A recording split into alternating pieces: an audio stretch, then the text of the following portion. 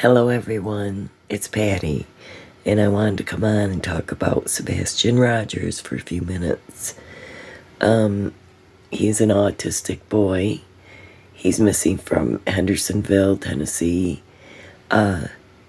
He's a precious boy, and he's 15 years old, and he's been missing now, 6 months, I think? 5-6 months. So anyways, since February. But I just want you to hear a few things. I want to do my own analysis. I really would like to get into detail with this, but I just want to show you something. I also want to say that JLR on his channel, he's really trying to push this crap about Seth Rogers, and I'm sorry, but it is a bunch of crap. Sebastian was home with his mother, and they are the last to see him, and there's no way that I can believe that Seth had a way to get him out of that house without these people knowing.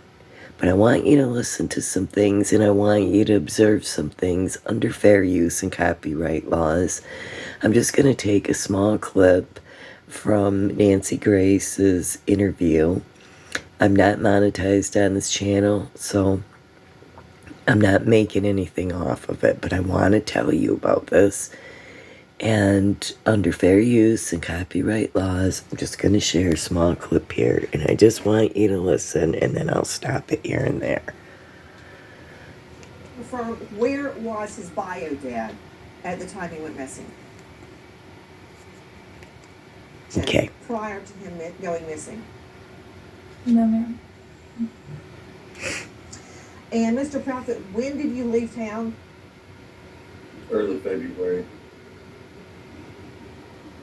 So you had been gone for days before he went missing, is that correct? Correct. No. Had you visited home since you left? You said from when I initially left? Yes. Yes, ma'am. I came home February 26th, the morning I was told he was missing. From the time that you left for the job in Memphis to February 26th, did you visit the home? Yes, ma'am. When? I was home. I can't give exact dates. Law enforcement has told me not to provide exact dates, but I had been home multiple times prior to February. And then I left early February and then didn't come back till February 26th, the morning he was missing. So you were not home from the time you left early February till Feb 26th, is that right? Correct, ma'am. Where were you living in Memphis? I have an RV trailer that I stay in at an RV park. Okay. I just want to tell you my observations. First of all, I have noticed that in most all of their interviews, they barely ever mention Sebastian. They don't say his name. Second of all, Chris is saying here that he wasn't home for an entire month. What is going on with these two that he hasn't been home for an entire month? But what really gets me, you guys, is that he says that the police told him not to give out that information. That is a lie, and I just want to back it up a little bit. For what in God's name would they tell him not to give that information? Prior to February, and then I left early February and then didn't come back till February 26th, the morning he was missing. So you were not home from the time you left early February till Feb 26th, is that right? Correct, ma'am. Where were you living in Memphis? I have an RV trailer that I stay in at an RV park. I didn't go back RV far park? enough. Okay. I didn't go back far enough. I just wanted you to hear that again. I can't give exact dates. Law enforcement has told me not to provide exact dates, but Why would law enforcement tell him that he can't give exact dates of when he's been home and been a family member with Katie over here? Okay? Another thing that's very suspicious to me, that he doesn't want to tell you how often he's been home or when he was exactly home. See, he's using the police to say, well, I can't tell you. I can't give out that information. You know, Katie, there's something wrong here. Not only, I don't know if she's on something, this is just my opinion, but she never wants to look at the camera. She keeps her eyes down. They look like they're dilated. They look like she might be on some kind of, who knows what kind of medicine. But I'm just saying that she looks like she is on something, but she will not look at the camera, and she continues to look down. And to me, that seems very suspect to me. And you know, even her first interview when she was rocking, there were no real big tears in her eyes. Neither one of these two parents, I'm sorry, this is my opinion only, but neither one of them look very concerned about what happened to Sebastian Rogers. So I'm just going to go forward here a little bit. I'd been home multiple times prior to February. And then I left early February and then didn't come back till February 26th when he was missing. So you were not home from the time you left early February until Feb 26, is that right? Correct. A whole month. Where were you living in Memphis? I got to get past that. Yes, ma'am. So your car's in the same place. You get in the car, you start looking in the neighborhood for him. I Is got that it. right? Okay, excuse me. No, ma'am. RV park. Okay. Following back up on that morning, you search the home, Miss Proudfoot. Then you get in your vehicle and you start searching. Did Sebastian know how to drive? No, ma'am. That is not what I wanted. Sorry. I just got to back it up a little bit here. Correct. We haven't had it. He could, yes, ma'am. So they want to say, she wants to imply, Katie here wants to imply, hold on. So is there a code to get in your home, or do you use a regular key? He could, yes, ma'am. Yes, ma'am. Could he have left on his own through those doors? He could, yes, ma'am. But I heard in another interview where Mr. Proudfoot said he was not a, quote, wanderer. He didn't wander around. He had never left the home before on his own. Is that right? Correct. We haven't had issues with him running or taking off in the past. Okay, let me ask you a couple of questions. So how do you make it almost impossible for Sebastian to be gone on his own? I mean, I have a hard time believing that Sebastian went out barefoot in the middle of the night in the cold in February, and that he just wandered off. No, I don't believe it for a minute, but she implies in this interview, she said she heard a thump around 10 o'clock and talked to him and told him to knock it off and go to bed, right? I was trying to find that. Hold on. Let me go back. I volunteered on many occasions to take a polygraph, and I was told directly by law enforcement because of my whereabouts. Oh, yeah, so he doesn't have to take a polygraph. See, Chris just said he doesn't have to take one because they know his whereabouts. Well, I don't know about that. At the doorstep. Okay. And what were you doing in Memphis? Working. Where do you work? I'm currently working, or was working at the St. Jude. I want to go past this just a little bit. Other side of the house, is that correct? Yes, ma'am. Okay. Now, you have a third bedroom that I believe you Sorry. Still not there.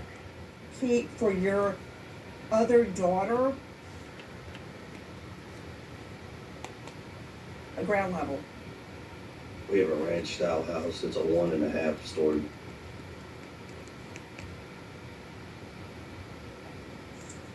No, ma'am. Do you have a Ring doorbell cam? When Sebastian went missing. No. No, ma'am. I was falling asleep on him, so that's when he told me it was around midnight. He told me to go ahead and put the dogs up and go to bed. And that's what I did. I got up, put the dogs where they sleep, and then I myself went to bed. Where do they sleep? They have a big pen A pen, is it inside or outside? inside. Now, I just wanted you to hear that for a minute. When Katie talks about going to bed, being on the phone with him for 3 hours, reading a book, plus talking. I don't know how you read a book, and talk on the phone. I don't know how you do that. But anyways, I'm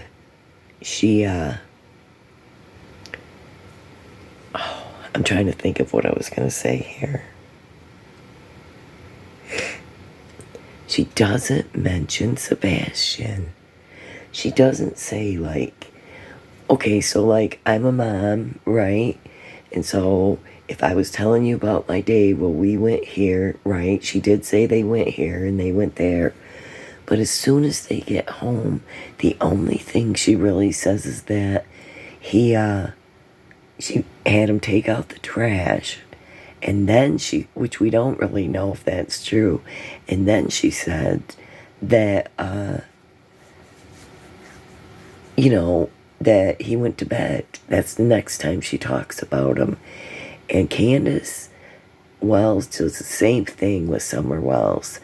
They both are doing this, you guys. They're not telling us about what's happening with Sebastian during the time that he's home. Normally you'd say, like, they're doing this, they're doing that, we were joking, we were watching TV, we had fun together, or something. But nothing.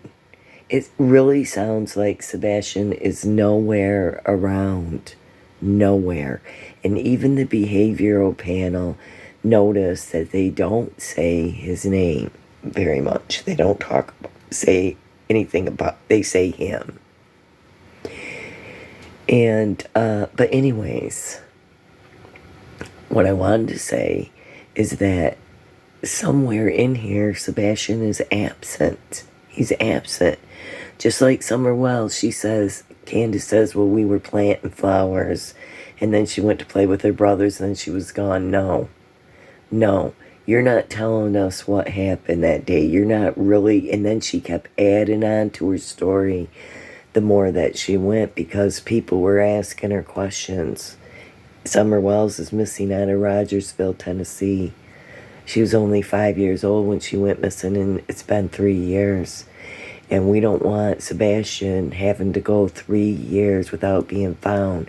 And I guess Dog the Bounty Hunter has offered up more reward, and this other guy, and that they're going to find who did this. But I don't know how many people Dog Bounty Hunter has found. I mean, I know he's a celebrity. He's a bail bondsman. But I don't really know. But I know things are heating up because they're offering a reward. So hopefully, maybe Bounty Hunter can do something about it. I don't know. But I find these parents very suspicious. It's just my opinion. Everyone's innocent until proven guilty. But you know what else, Bob? I'm going to go out in the other room because I want to show you my decorations and talk there. So I'm gonna go over here and talk for a minute. Look I got my lights up. Well, I'll turn this on for a minute so you can kind of see. Yeah. Look there's all the pears I did. My husband helped me, and I canned 12 quarts of pears. I also, over here, have some peach jelly I did for my peaches. But anyways, yeah, I got some of my fall decorations up, and I wanted you guys to see that. Like, it's no big deal, right? But I wasn't going to decorate this early, but then I decided, well, why not? Why not? But anyways, you guys, you know what really bothers me a lot about the whole interview when Chris and Katie were talking about Sebastian? They said, I could see if we were fighting. And when she tells him to come home, she says, you're not in any trouble. And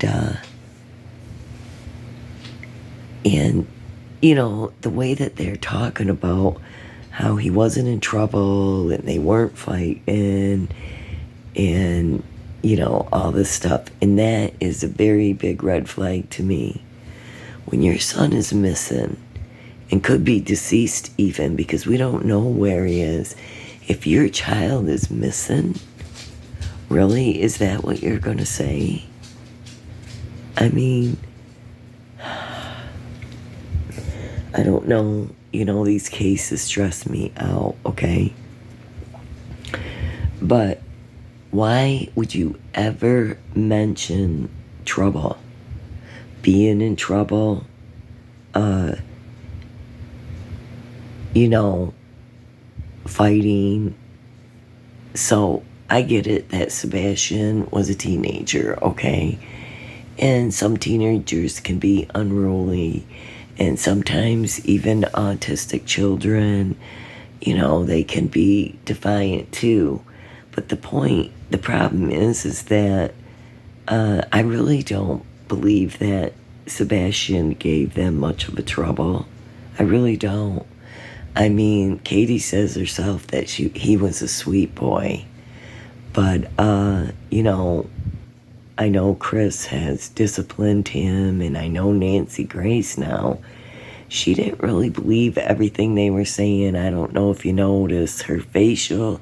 Go back and watch Nancy's interview with them, because she makes faces like she don't really believe them that much. So, look at that cute little pumpkin. I found it at, I think it was Family Dollar or Dollar General. Isn't that, it lights up. It's so cute. But yeah, I'm not into Halloween. I'm into fall. And I love harvest. I think God gives us a wonderful harvest. He takes care of us, and I do love this time of year. It's pretty dark in here because I wanted you to see my lights. But anyways, yeah. I mean, why would you say that? If you are so worried about your child, would you want to say, oh, he wasn't acting bad, oh, we weren't fighting? No. You know, why would you even say something like that? That just concerns me a lot.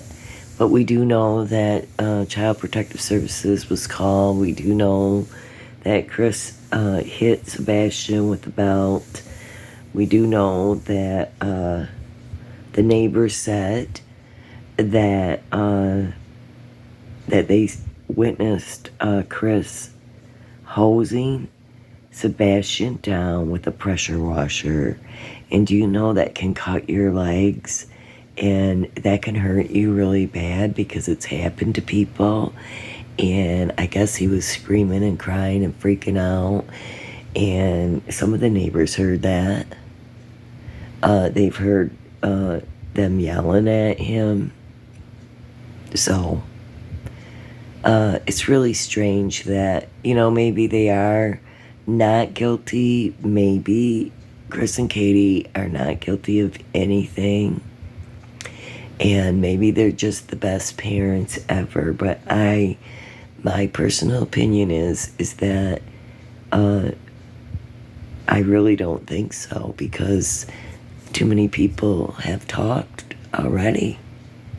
Too many people have talked already. And,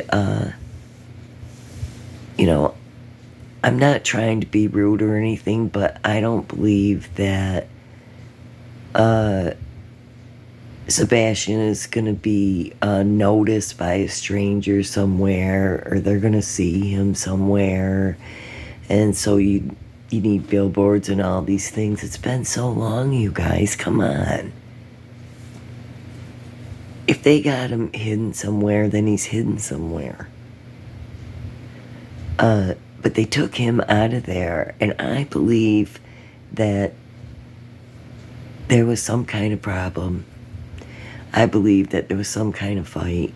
I don't know what it is, but I know that Katie can hardly look at the camera, and I watched Chris's interview quite a few times. Chris and Katie's interview, and Chris smirks and he makes little little comments, and I noticed that he really pays attention to Katie, listening with his eyes. He's looking over there at everything she's saying. I just find these people suspicious. It's just my opinion. It's not fact. I mean, but I do not believe that a father, Seth, who is crying, and he has been going on all the news stations. He's been going on any place, and he's been crying out for his son. And I don't care what people say or Jonathan says, he has been searching for his son. And he has lost a lot of sleep, and he has hurt, and he's been through a lot already. And you know what really bothers me is if you go look at that interview with Katie and Nancy, that was the part I wanted to tell you. Nancy asked her, did she leave the home? And she says, yes. And she said, when you going to come back? She said, I don't know. And she said that Sebastian could be anywhere, right? Sebastian just could be anywhere. So what's it going to hurt for her to go to the campground? Well, you know what? I think that's a dang shame. You're not afraid of him. You're not worried he's coming home. Not really. You're not. And I'm sorry, but neither of these parents showed very much emotion. And when I thought Don and Candace were suspicious is when I watched their first interview. And, of course, Candace looks like she's sedated on something. And the story really sounds so ridiculous. It sounds made up. A child does not go missing in 2 minutes while everybody's home. And they got 20 dogs on the dang property. You got 3 boys, a grandma, a mother, everybody's home. And a child does not go in your basement and then disappears in 2 minutes. Because that's the story. She was not outside playing when she went missing. She was nowhere near outside, so she couldn't have had footprints somewhere. Because Candace told us she was in the basement when she went missing. So nobody grabbed her from a car. Nobody grabbed her from the yard. Nobody did anything. Candace said that she was in the basement. The boy seen her go down there is her testimony. And now she's been trying to change it, and nobody believes her. Nobody believes her. And what a weird basement door. Did it really lock? I mean, Summer is sleeping down in this basement with the door, where anybody could just walk up to it. And was it locked? Because I heard that they had a couch in front of that door to keep it locked. I mean, Candace says they were locked in, nobody in, nobody out. And here's the problem with these people, these parents that say their kids are missing when they know where their kid is. Here's the problem, is that the story that you come up with, you're stuck with it. You told us that story, and that's the story. That's what you told us. She was in the basement. Everybody was locked in. Nobody in, nobody out, Candace. So, and now, Katie and Chris told us that Sebastian is not a runner, and they've never, ever had a problem with him walking out or running away, and there was no fights, and there was no problems, and all she heard was a thud, and then she goes to bed, and she does not check on her son, and she does not make sure he's all right in there, and I find that highly suspicious. I'm sorry, my son is, he's 36 years old, okay? He's disabled, and I still check on him, and he gives me a hug and a kiss goodnight every single night. He lives with me. So you're not going to tell me that you didn't really talk to Sebastian much. You didn't go in there. You didn't interact with him. We don't hear nothing about it, anything that really went on at home. And, Katie tried to say the dogs didn't bark. They got them little Yorkie, them little yapper dogs that, you know what? My dog and the dog I had before this really watches out for my disabled son. Overprotective of my disabled son. They watch him.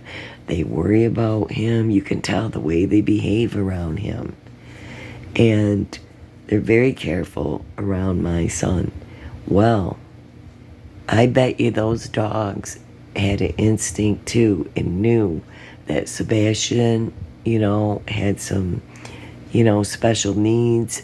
And I believe that they would have barked. They would have tried to follow him if they heard him go out the door. And you're not going to tell me that dogs don't hear every single sound, because they do. My dog hears it could be a cat walking in the yard that quiet. He can hear it. He senses it. I don't know. So I really just don't buy into all these stories. Hopefully Katie and Chris didn't have nothing to do with it, but I'm having a hard time believing that. And Katie said herself that Seth was at work. He was working, and I believe he was seen on camera when Sebastian went missing. And besides, he's not going to come into Katie's house. Did Katie just give him to Seth? Is she hiding from Chris? I mean, I just don't believe that. And I think that people who get upset about others talking about them, that they are guilty, that makes them look guilty, and that they got something to hide when you are so afraid. I mean, if you're innocent and you got nothing to prove, then it's no big deal. What do you care what people think? You should be out looking for your child and not even paying attention to the internet or people. I mean, I'm not going to get into, the drama, Bullhorn Betty, or but I am disgusted in JLR. I mean, I've watched him for a long time, but lately he's been using clickbait. Well, he has done it before, okay? I know that he has. But I was starting to trust him again and watching him, and now I had to unfollow him. I had to unsubscribe. I couldn't take it. I mean, he's just putting out some bull crap is what I'm saying. And I don't care if he likes it or not. I mean, you know, if he's a Christian, if he says he's a Christian and he is a patriot, whatever, he sure doesn't act like one, okay? Not the way he treats other people. And, he's invaded a lot of people's space. I mean, he's gone right up to people's houses and their exes and everything else. So he don't have room to talk about anybody. So, but yeah, I just find it strange how the parents act, both sets of parents.